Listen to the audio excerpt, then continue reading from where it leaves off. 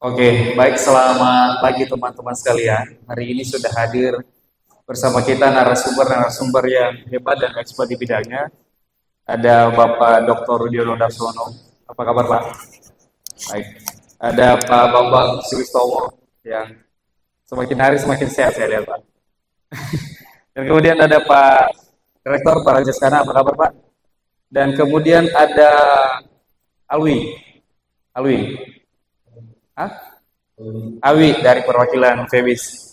Bapak Ibu sekalian dan teman-teman, hari ini kita akan live dan kemudian akan direcord dari Uta Bicara, dan nanti kita akan membahas tentang pemilu damai dan isu guru besar dukung Jokowi.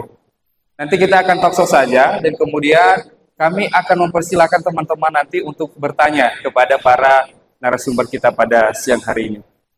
Baik, karena di Uta Bicara ada openingnya, maka saya akan buka terlebih dahulu, Bapak. Halo Sobat Uta Bicara, jumpa lagi bersama kami dalam talkshow Uta Bicara bersama Rektor dan pimpinan Utang Palima Jakarta pada acara silaturahmi dengan pengurus HMPS Utang Palima Jakarta. Topik yang kita ambil pada hari ini adalah tentang pemilu damai. Yang pertama kita akan membagi dua tentang topik ini, Bapak. Yang pertama pada tanggal 14 Februari nanti kita akan menghadapi yang namanya pemilihan umum.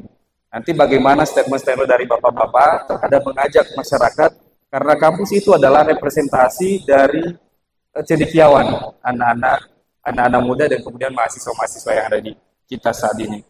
Saya ke Pak Rudi dulu deh. Mungkin bisa diambil mic-nya, Pak. Menurut Bapak, bagaimana kita menciptakan pemilu damai yang di tengah ada tiga polarisasi menurut saya. Yang pertama di paslon 1 ada yang mengatakan bahwa politik identitas.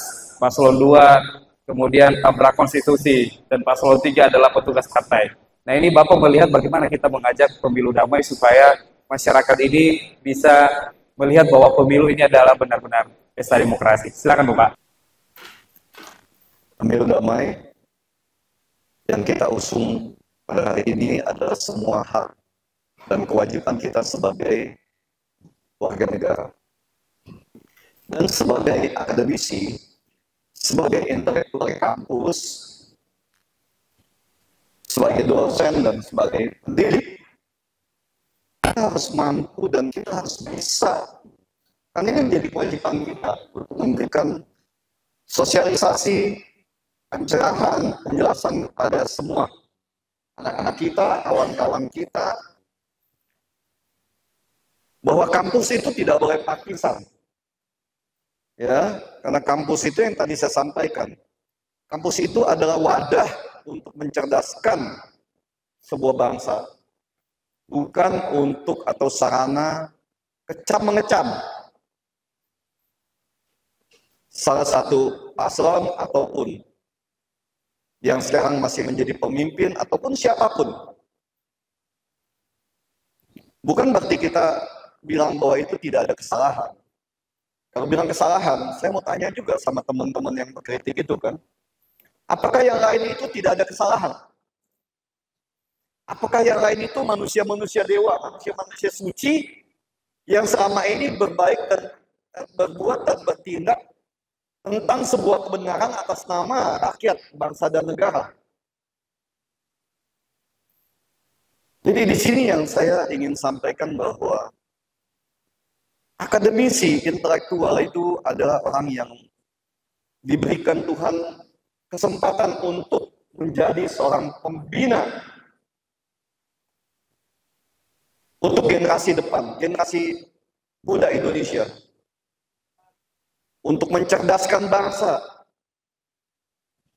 untuk memberikan pencerahan bagaimana bisa menjadi sosok harapan untuk membangun masa depan yang lebih baik. Ya. Jadi saya tegaskan bahwa intelektual itu kalau dalam berbicara harus benar-benar menggunakan akal sehatnya, menggunakan analisanya, menggunakan pikiran-pikiran yang benar-benar jernih. Tidak boleh ada satu pun pikiran-pikiran untuk menjelekkan atau menjatuhkan seseorang ya. Apalagi yang saya bingung ini kan, kok waktunya mepet-mepet pemilu ini ya? Ada apa ini kan? Apakah memang keburukan buat seorang Joko Widodo itu, Bapak Presiden Republik Indonesia itu, hanya ada 1 bulan sebelum pemilu? Bagaimana dengan korupsi yang selama ini justru membuat miskin bangsa ini, rusakan sistem pendidikan, komersialisasi sistem pendidikan, komersialisasi bidang kesehatan. Nah, ini tanggung jawab siapa? Korupsi-korupsi yang berjalan, yang berlaku sekarang ini, tanggung jawab siapa? Pemerasan, jual beli hukum, permainan hukum, mafia-mafia hukum, mafia-mafia tambang, dan mafia-mafia politik. Ini tanggung jawab siapa? Ya, jadi kita intelektual ini harus adil. Nggak boleh dalam pikiran seorang intelektual itu menjat hanya salah satu pihak. Yang saya sampaikan, bangsa ini, bangsa Indonesia hari ini dipimpin oleh trias koruptika. 3 lembaga yang menjalankan sistem dan tata negara bangsa ini semua terindikasi dan terlibat korupsi. Ya, mulai dari pemerasan proses hukum, mulai dari korupsi yang terjadi, yang melibatkan eksekutif dan yudikatif, dan semua kekacauan-kekacauan yang mengatasnamakan investasi.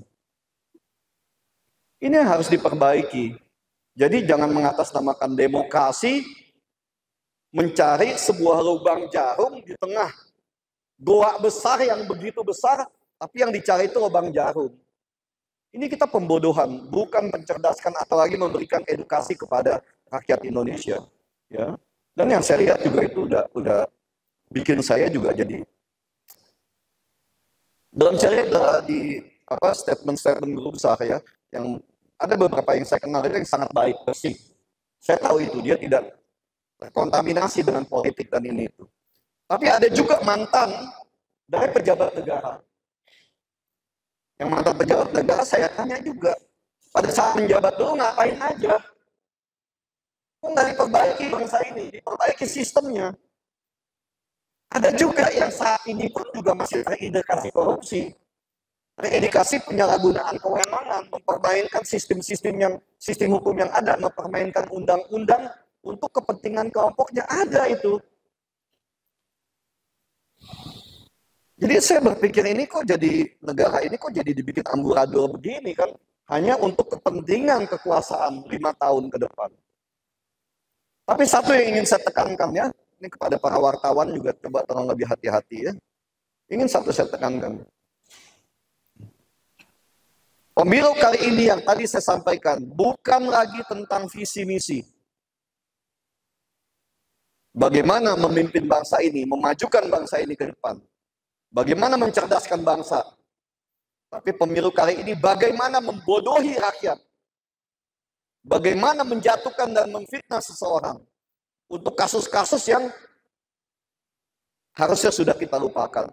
Bahwa ayo kita jaga pemilu damai. Dari mengaku orang pintar, jangan minterin orang. Kita urus diri kita. Kita berikan sosialisasi kepada lingkungan kita untuk sama-sama menyongsong yang katanya pesta demokrasi ini dengan baik dan benar. Itu aja dari saya. Terima kasih. Terima kasih Pak Rudi, Pak Rajes, dan siapa namanya? Awin, Pak. Awin Alaina. Saya baca berita hoax tuh senang-senang aja, happy-happy aja. Saya dengar atau baca berita hoax itu happy-happy aja, saya senang, lucu soalnya. Ya, kadang-kadang belum dibantah pun udah ada yang bantah sendiri. Jadi begini, saudara ya. Berita hoax itu bisa mempengaruhi satu pemilu.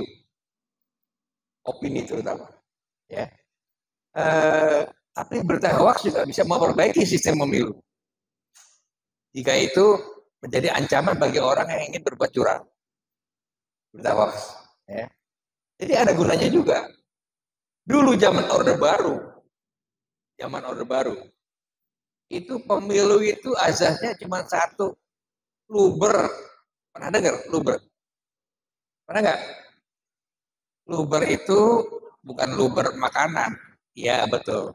Langsung, umum, bebas, dan rahasia. Kita sebagai mahasiswa saat itu, kita tanya, mana jurnilnya? Loh, dalam luber tuh udah ada jurnil tuh. Langsung, umum, bebas. Bebas kan semua orang bebas. Nggak ada yang dipaksa. Kalau ada yang dipaksa gimana? Langsung, umum, bebas, dan rahasia. Rahasia apa? Itu kan adil. Nah, kalau adilnya di situ tapi di luar nggak adil gimana? Oleh sebab itu kita berjuangkan baru unsur jurdil itu masuk. Zaman Orde Baru. Yang bikin itu adalah Wantanas.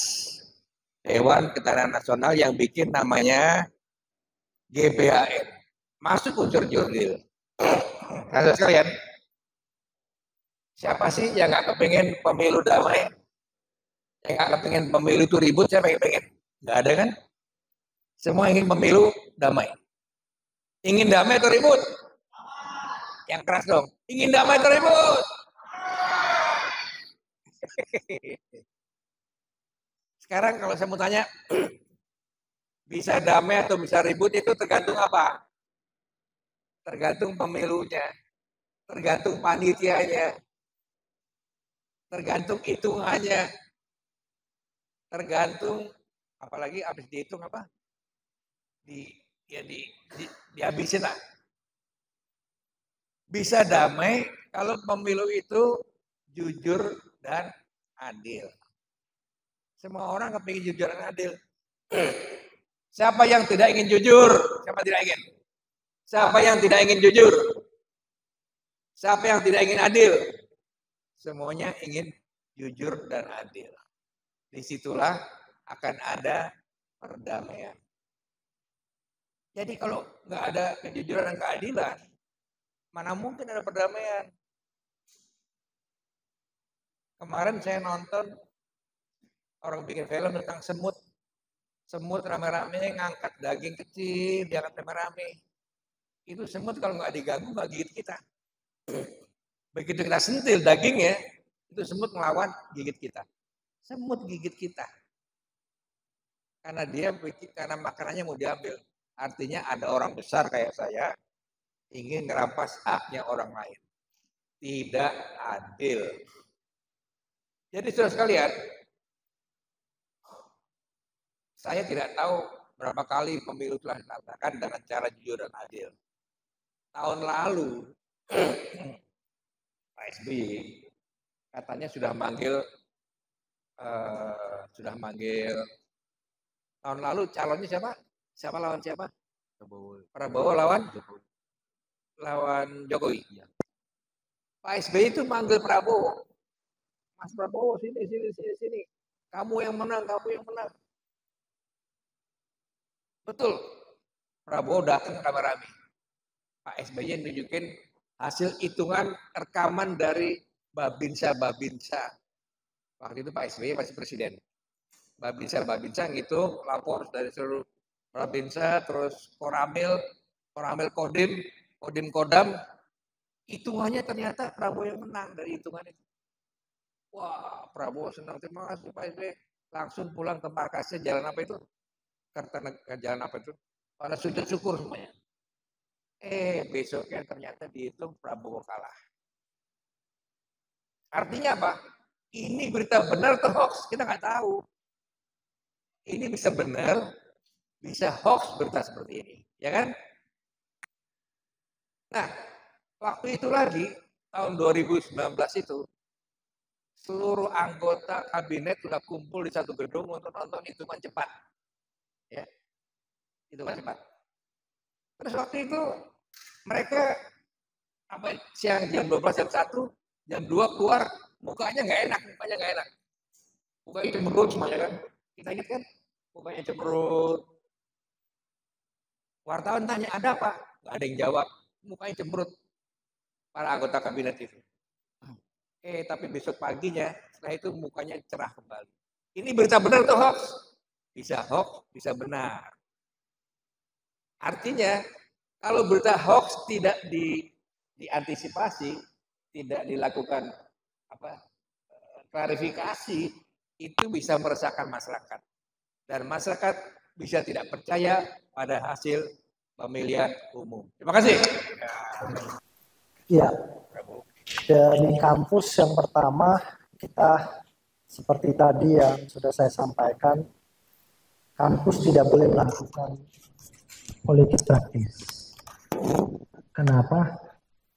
Sebenarnya benteng terakhir itu adanya di kampus. Tidak boleh kampus menjadi tempat mengusut atau membuat sesuatu menjadi chaos. Karena apa? Kalau semua para doktor, para profesor sudah memihak kepada paslon tertentu, ini bisa berantem di Indonesia. Gak boleh, gak ada kepentingannya di sini. Kita harus kasih informasi mana yang baik, mana yang salah. Itu tujuan akademisi itu di situ. Di luar memang yang saya dengar, yang tadi disampaikan Pak Rudi dengan Pak Bambang, memang ada kepentingan oknum-oknum tertentu yang ada di dunia pendidikan tinggi memanfaatkan itu, ya itu yang namanya politik praktis.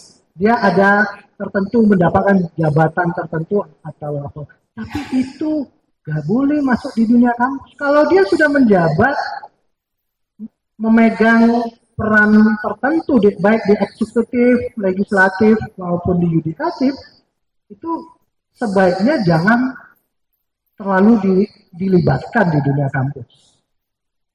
Kampus itu harus murni. Karena anak-anak ini harus dididik dengan baik dan benar.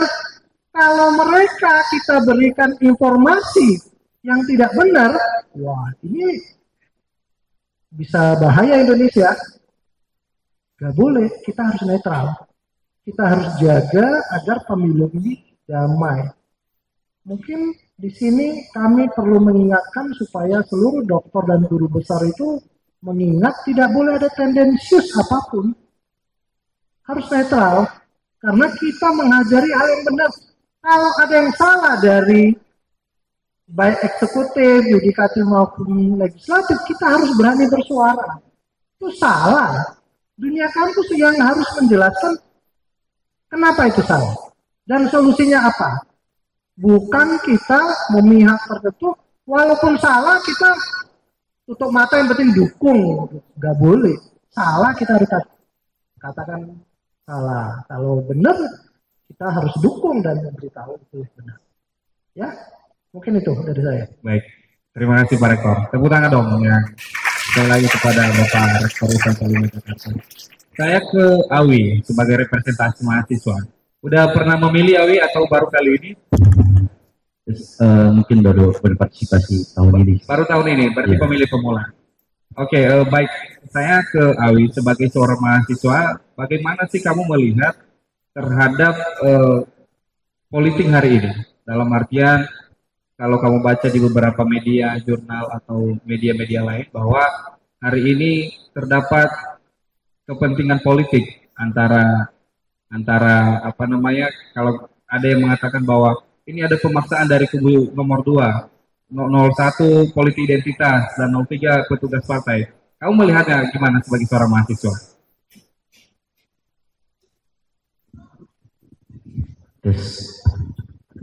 Terima kasih buat Pak Rajes dan Pak Dodi, Pak Bambang sekalian. Selamat pagi semua teman-teman. Sedikit aja pembahasan tentang bagaimana sih kita seorang mahasiswa itu memandang politik yang memiliki identitas dari salah satu belah pihak. Ya, mungkin saya jadi pribadi netral aja ya Pak. Saya juga di waktu ini, di masa ini, saya turun juga dari berbagai lembaga dan akhirnya juga karena berpartisipasi dari hal apapun itu, entah dari kampanye ataupun dari segi pemilunya, banyak sekali pengalaman yang saya dapat. mungkin tadi Bapak Dudi juga udah sedikit berstatement ya saat sambutan, karena banyak sekali politik-politik yang mungkin di ajang ini menurut saya sangat seru, karena adanya timbul mungkin kayak timbul perbincangan seperti ada fitnah dan adu kesalahan segala macam. Mungkin itu menurut saya ada drama bagaimana tuh masyarakat juga bisa diolah oleh para calon-calon pemimpin tersebut, karena adanya sebuah hal itu menunjukkan bahwa ya masyarakat ini tuh seharusnya bisa tahu lah apa yang harus dia pilih dan tidak hanya disuguhi aja untuk memilih karena iming-iming segala sesuatu. Nah, tantangan kita sebagai mahasiswa menurut saya juga cukup banyak ya, karena banyak sekali politikus-politikus di luar sana itu yang menggandeng dan menggandrungi semua para mahasiswa-mahasiswa juga, karena mungkin tahu dari segi pendidikannya tentang pengenalan politik juga memiliki pengalaman seperti entah organisasi internal atau eksternal yang berkecenderungan rata-rata hampir terjerumus ke dalam politik. Nah, kita bagaimana sih buat menghadapi itu semua? Sebenarnya simpel aja dari kita tuh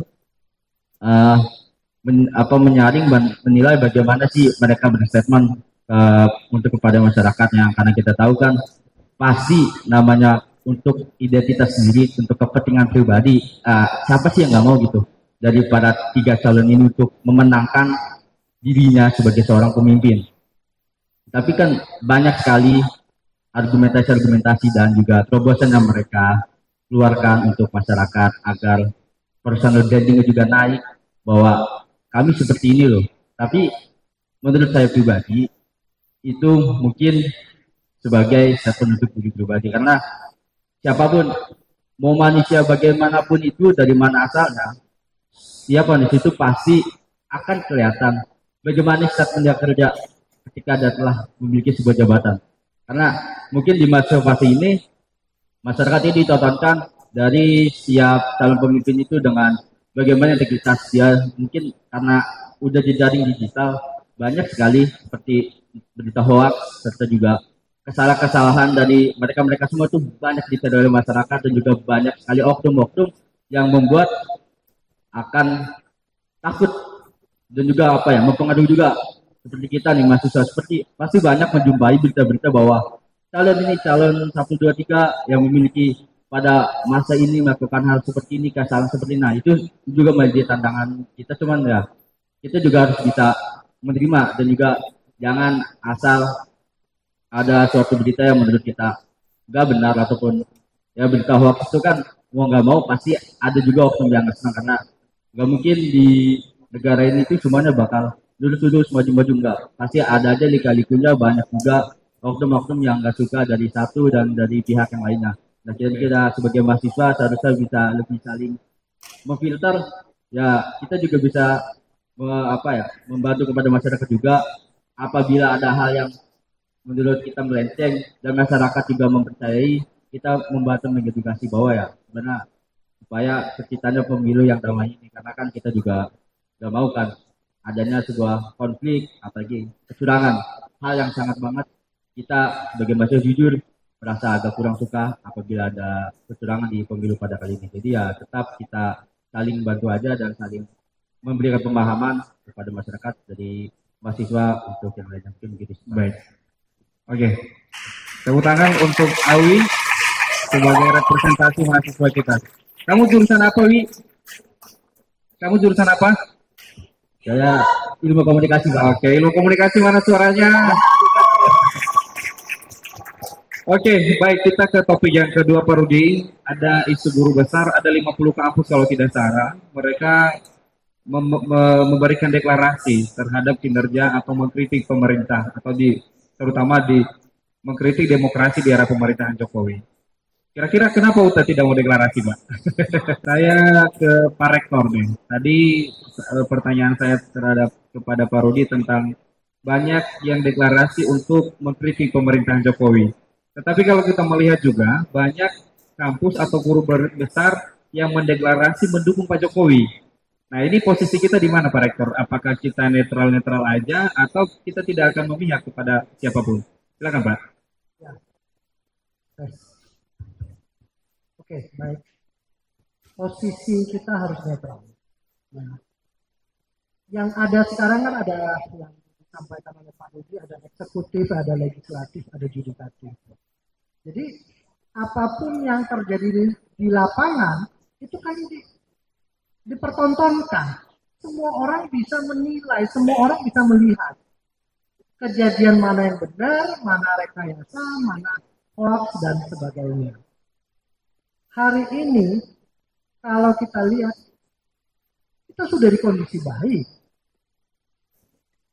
Di kondisi baik, damai berjalan. Yang harus kita jaga keharmonisan. Oh, di dalam sendiri mereka sendiri gontok-gontokan, mereka memfitnah sendiri. Rakyat jadi bingung jadinya. Ini goblok siapa? Mereka ngusung sendiri, mereka berantem sendiri, mereka bilang ini nggak baik. Ini kan satu drama yang begitu hebatnya dilakukan sehingga masyarakat nonton sesuatu yang ini sama-sama anak bangsa loh. Kok bisa terjadi begini? Kita kampus harus memberikan edukasi yang benar.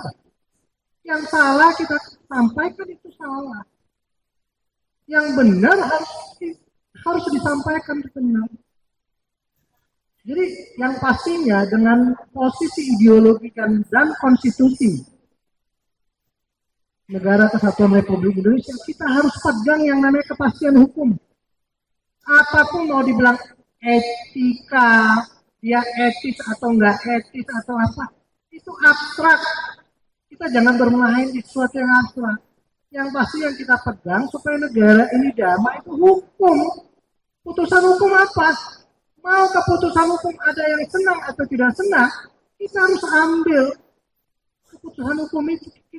Dan kita harus yakin keputusan hukum itu yang tertinggi.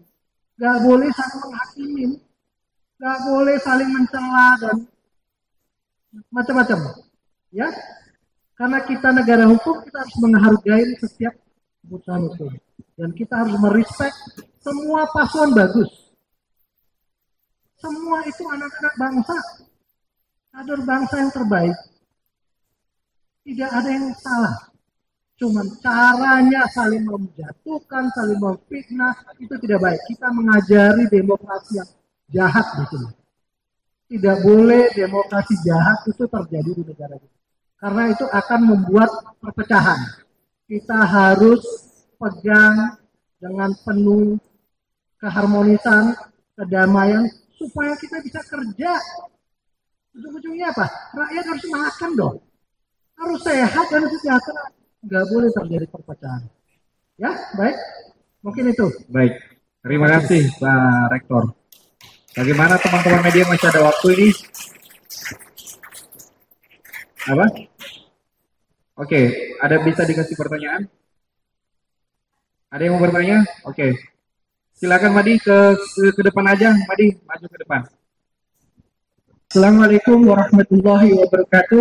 Waalaikumsalam warahmatullahi wabarakatuh. Sebelumnya terima kasih moderator Bapak Rektor, yang kami hormati ada Bapak Rudi, Pak Bambang, Bapak Rajes. Sebelumnya saya minta tepuk tangan dulu dong untuk beliau-beliau ini. Saya izin ya Pak, agak mungkin sedikit ingin menyampaikan satu hal. Saya kalau boleh bilang Pak, kalau Bapak bertiga udah maju, saya itu paling hafal betul akan selalu berbicara tentang kebangsaan. Ini yang luar biasa yang aku pernah lihat.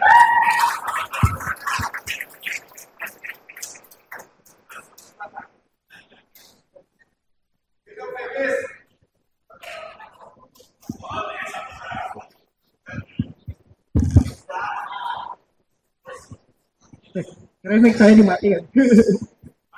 Baik Pak, seperti ini Pak. Saya kebetulan adalah warga NU. Saya mengutip suatu buku NU yang menarik Pak. Judulnya kurang lebih seperti ini. NU yang bodoh, apa NU yang dibodohi? Itu bentuk kritikan ketika NU itu dilema Pak. Sebagai organisasi besar, agamaan, yang kemudian harus dihadapkan pada politik, yang sehingga NU ini selalu memiliki peran Pak.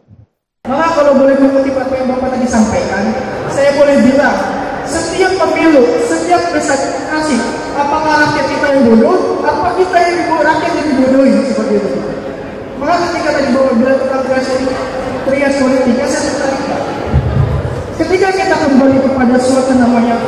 Only Fox Day, suara rakyat adalah suara Tuhan.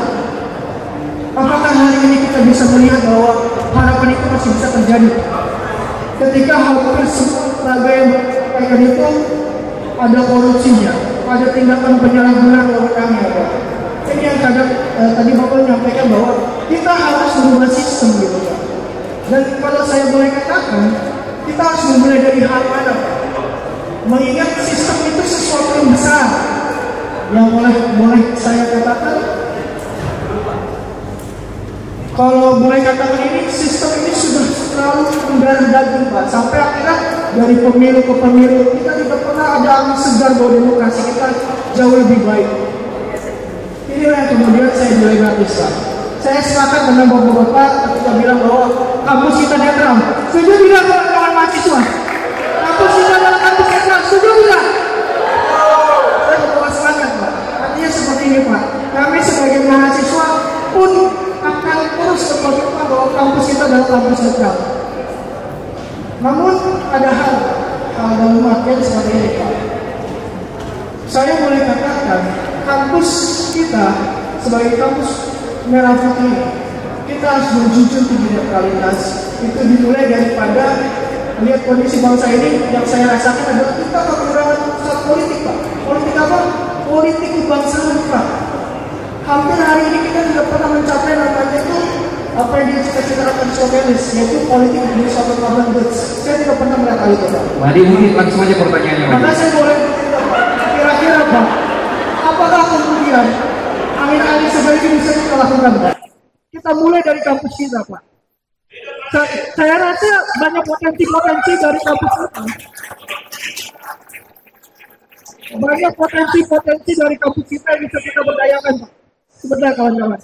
Kita bisa menjaga kampus kita dari netralitas, yaitu dengan kita saling berkolaborasi, seperti ada namanya GMPP, adanya HMPS. Maka kita perlu akomodir itu, kita berdayakan di semua sama-sama Pak. Saya yakin Pak.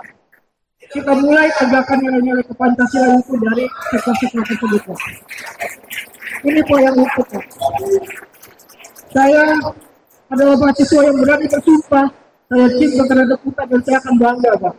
Maka dengan rasa kebanggaan itulah saya rasa kita mulai kemudian menelurkan bahwa kampus netral kita adalah kampus yang menceritakan tentang politik kebangsaan. Dan dimulailah kita kolaborasi bersama. Mulai hari ini saya sepakati kita harus kolaborasi bersama. Dan untuk itu Pak, saya harap ada komentar gitu. Oke, Madi, ini bertanya atau bagaimana ini? Saya ingin mendapatkan dari bapak-bapak pimpinan gitu. Tidak ada pertanyaan. Itu pertanyaan saya Pak.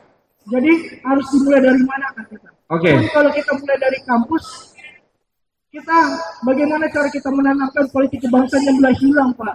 Baik, saya udah terkopi Madi. Baik. Seperti itu Pak. Barangkali kalau terakhir Pak, saya paling senang Pak Robin. Kalau boleh setiap bulan Pak ada agenda ngopi-ngopi bersama Pak. Terima kasih. Wallahu muwaffiq ila aqwamit thoriq. Wassalamualaikum warahmatullahi wabarakatuh.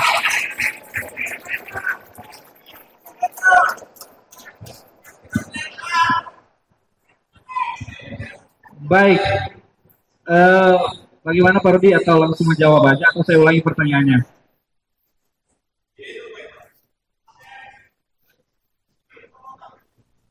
Saya ulangi Pak. Oke, pertanyaan Madi yang pertama, bagaimana kita memulai netralitas dari kampus ini Pak? Apa langkah awal? Dia masih kebingungan.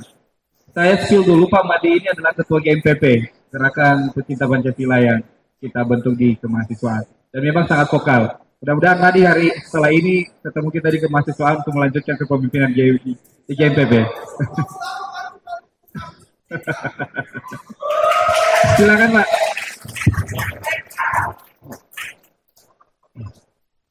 Ya, saya ingin sampaikan ya bahwa saya ingin semua kita mulai itu dari diri kita. Itu paling penting ya. Kita mulai dari diri kita, setelah itu kepada keluarga, kepada lingkungan, baru kepada sahabat-sahabat, dan terakhir di organisasi. Bagaimana kita membuat sebuah kesepakatan bahwa politik itu adalah politik kebangsaan. bukan politik partisan. Itu yang harus kita ingat. Ya. Bahwa juga di antara kita ada yang mengikuti sebuah kegiatan atau kontestasi di bidang politik, itu sah-sah saja dan hak. Tapi saya selalu tegaskan dari dulu ya, dari pertama, itu mungkin ya lebih dari belasan tahun ya, saya di sini sudah 14 tahun. Saya sampaikan bahwa saya ingin anak-anak saya dari kampus 17 Agustus ini dapat membawa pencerahan, pencerdasan, kedamaian. Dan yang paling utama adalah bagaimana membahagiakan saudara-saudara kalian.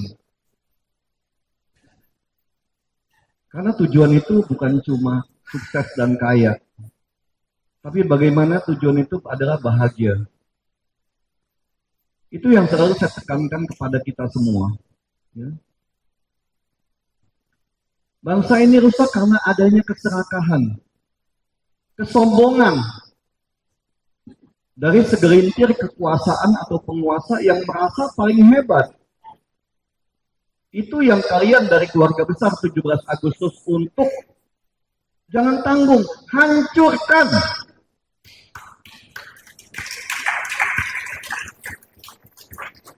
Untuk yang begitu jangan kita tanggung-tanggung untuk kita hanya kasih tahu, jangan enggak, hancurkan yang begitu. Ya, koruptor, penyalahgunaan kewenangan. Saya tekankan, saya tegaskan kepada semua anak-anak saya kalian yang akan menjadi penguasa ke depan. Jaga harkat dan martabat diri kita, institusi kita, bangsa kita. Itu yang jadi utama. Ya. Karena hidup tanpa harga diri itu juga nggak ada manfaatnya juga. Sekarang ini sebagian masyarakat terpelajar, masyarakat terdidik, yang mengaku guru besar, yang mengaku orang pintar. Mereka ditaruh di dalam organisasi-organisasi yang dibiayai, didanai, dikasih fasilitas dan dijaga oleh pemerintah, oleh negara, bukan pemerintah, oleh oknum-oknum di pemerintahan, terutama organisasi-organisasi kesehatan ya, yang sangat kita tahu itu. Mereka dijagain untuk bisa berbuat apa aja, melakukan pelanggaran etika, pelanggaran konstitusi, pelanggaran peraturan, pemberasan kepada mahasiswa tanpa ada batas hukum dan tanpa ada hukuman dan tanpa ada juga niatan untuk memperbaiki itu. Itu kan guru besar semua di sana itu.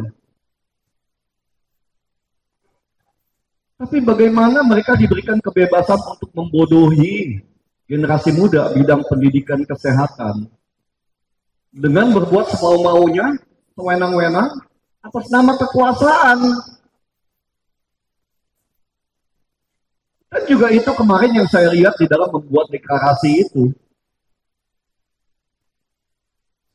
Deklarasi demokrasi. Oh, kamu kok yang jadi bajingan, kamu yang merusak demokrasi di pendidikan ini. Kamu sedang teriak-teriak demokrasi atas nama guru besar. Kan lucu kan? Ada mantan pejabat yang tadi saya sampaikan kan?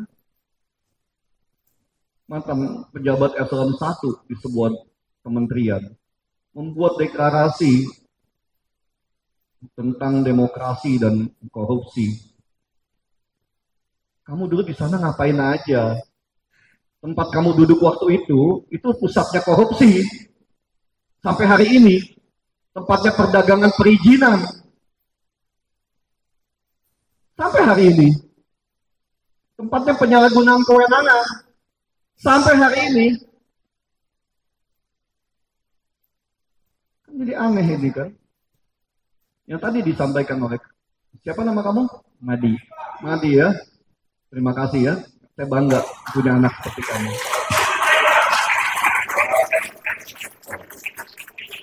Yang tadi saya sampaikan, kita mulai dari diri kita. Ya, perbaikan tentang netralitas, perbaikan tentang wawasan kebangsaan. Politik menjadi seorang negarawan, bukan politik partisan. Ya. Negara ini udah kebanyakan orang pintar. Yang pintar-mintarin orang juga. Tapi negara ini kurang negarawan. Sangat kurang. Begitu masuk kekuasaan, lupa dia, enak ternyata kekuasaan itu ya. Bikin kaya, hidup semau-maunya. Punya harta di sana sini.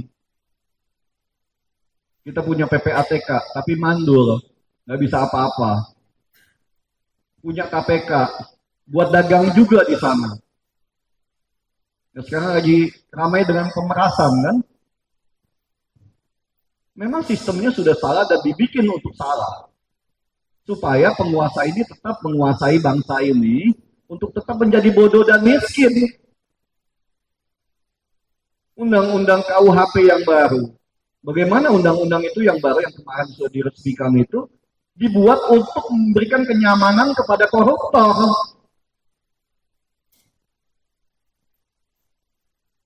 Semuanya dibuat untuk menghancurkan bangsa ini. Undang-undang ITE. Bagaimana membungkam rakyat? Saya ingin tanyakan satu ya, tentang katanya Pak Jokowi yang tidak membuka ruang demokrasi. Saya bukan orang Pak Jokowi, walaupun saya 2013 itu saya sangat mendukung, tapi 2019 saya sudah tidak. Begitu teman-teman datang saya sampaikan, saya kecewa. Kenapa? Karena ternyata yang saya dukung itu hanya petugas partai, hanya jongos partai. Bisa apa seorang petugas partai? Jangan pernah milih petugas partai. Dia bukan kerja buat negara. Ingat itu, yang kita sudah 9 tahun nih dipimpin petugas partai. Indonesia tambah rusak. Kita harus cari pemimpin yang bisa menjadi pemimpin.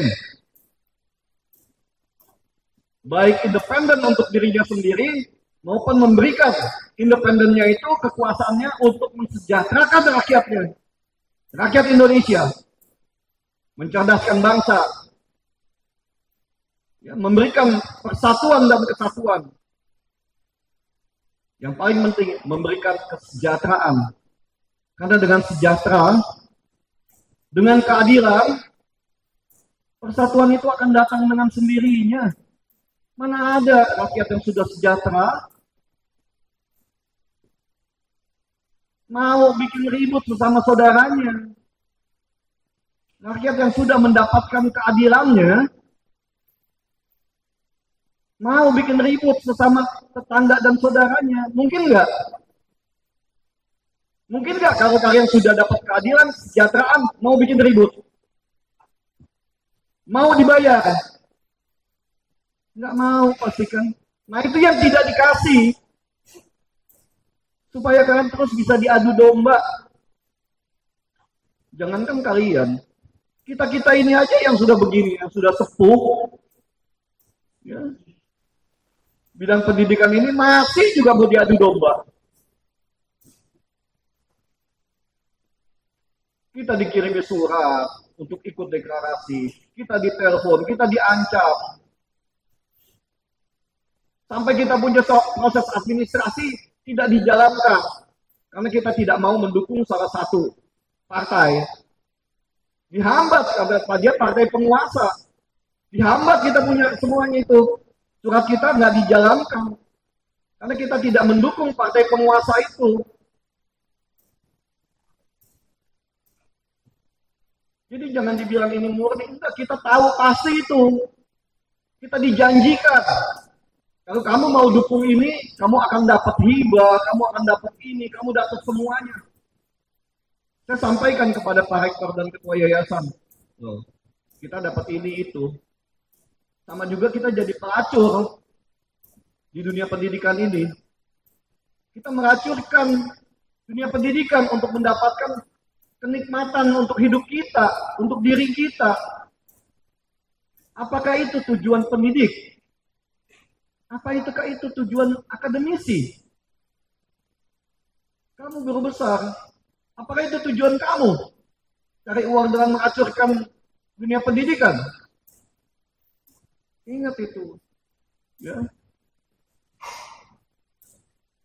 Tujuan kita menjadi pendidik adalah bagaimana mencerdaskan bangsa ini. Bagaimana memberikan kesejahteraan dengan meningkatkan SDM pada rakyatnya.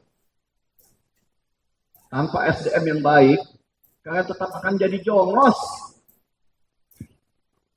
Ya, itu aja. Terima kasih. Baik, terima kasih kepada Pak Ridwan Darsono. Baik, Bapak-Bapak sekalian, karena waktu sudah terbatas, dari tadi Pak Rida udah closing terus, maka saya minta dari masing-masing Bapak-Bapak di sini untuk memberikan closing statement tentang pemilu damai dan kemudian isu guru besar kritik atau mendukung pemerintahan Jokowi. Saya mulai dari Pak Rektor dulu deh, Pak. Silakan memberikan closing statement. Oh, Pak Bambang dulu. Sekalian, kalau buat saya, pernyataan para guru besar dari berbagai universitas itu nggak masalah. Dalam negara demokrasi, kita berhak berbeda pendapat. Jelas nggak? Jelas. Artinya, orang bisa bilang A, orang bisa bilang B, C, dan seterusnya. Yang kedua adalah, bagi semua pemimpin negara ini dan calon pemimpin, mereka tidak boleh merasa paling benar. Tidak boleh merasa paling benar, sebab kalau mereka merasa paling benar, mereka akan tidak mau terima kritik. Ketiga, ilmu pengetahuan berkembang karena ada kritik. Apapun, oceanologi, bedah, ilmu geologi, kalau nggak ada kritik nggak mungkin berkembang. Oleh sebab itu, kalau kita ingin mengembangkan negara kita dengan baik, maka bukalah kesempatan untuk kritik sebanyak-banyaknya. Yang keempat, dalam alam demokrasi, ya, suara rakyat betul adalah suara Tuhan. Apapun juga, satu orang, dua orang, tiga orang, kalau dia menjerit, kita harus mendengarnya. Jangan hitung-hitungan orang. Oh, dia kan cuma sedikit, kita banyak. Jangan. Hitung-hitungan suara rakyat bukan jumlah orang, tapi kualitas dari apa yang dia bicarakan. Apa yang dia jeritkan itu harus merupakan perhatian dari seorang pemimpin. Yang kelima, dalam alam demokrasi, jika kita mendengar suara rakyat, maka dengarlah yang benar. Jangan dimanipulasi. Jangan diminta untuk rakyat merubah pendiriannya hanya karena untuk menyenangkan kita. Tidak bisa. Kalau rakyat diminta untuk menyenangkan diri kita aja, itu namanya bukan demokrasi, tapi otoritarian. Kita lihat indeks prestasi korupsi di negara kita itu menyedihkan. Indeks persepsi korupsi negara kita. Padahal kita negara demokrasi. Kok aneh? Orang bertanya, kalau ada demokrasi biasanya korupsi berkurang. Betul. Kalau demokrasinya berjalan dengan benar. Kalau demokrasi hanya prosedural, hanya seremonial, rakyat nggak bisa ngomong, nggak bisa apa-apa. Karena dalam alam demokrasi, rakyat bisa ikut menentukan dan mengarahkan dan membangun kesepakatan bersama dari suatu bangsa. Itu demokrasi yang benar. Kalau tidak, demokrasi jalan terus, maki-maki, hoax jalan terus, tapi korupsi juga jalan terus.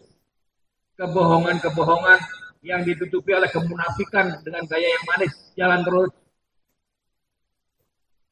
Segala bentuk macam praktek jual beli hukum, praktek jual beli jabatan berjalan terus. Lihat pengadilan tipikor kita, isinya tuh praktek jual beli hukum. Sekjen Mahkamah Agung 3 orang berturut-turut ditangkap. Sekarang wakil ketua Kementerian Hukum. Artinya apa? Nggak ada hukum yang berjalan dengan benar.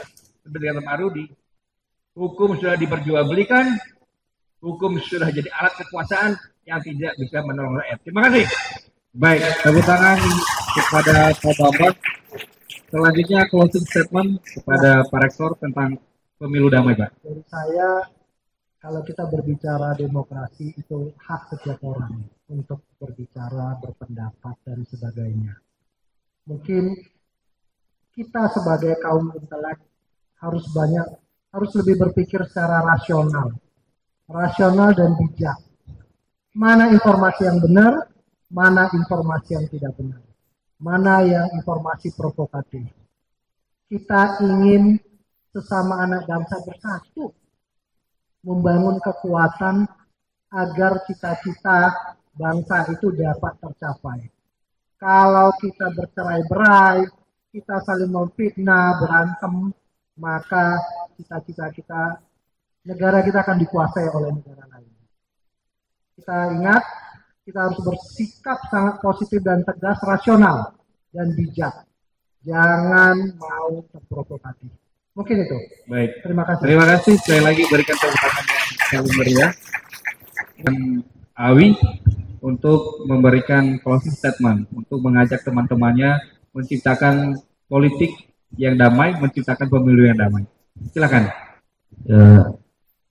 Dari saya pribadi, berstatement pada kali ini, di masa beberapa hari ini kita akan berjumpa dengan pemilu, dan juga saya mengajak kepada teman-teman untuk memilih apa yang kalian anggap bahwa dia pantas, bukan karena kita diiming-iming segala sesuatu itu.